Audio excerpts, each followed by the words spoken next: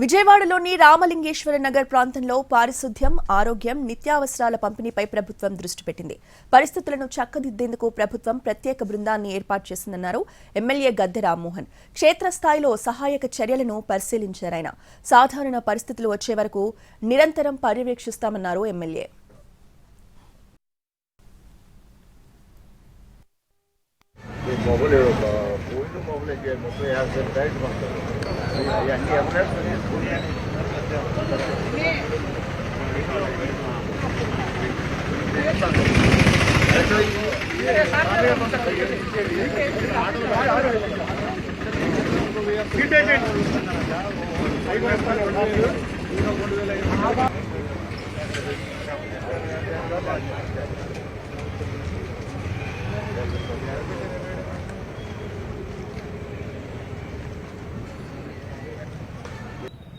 లేకపోతే ఇంకా ఒక్కొక్క మినిస్టర్ గారి కింద ముగ్గురు శాసనసభ్యులు వేయడం జరిగింది.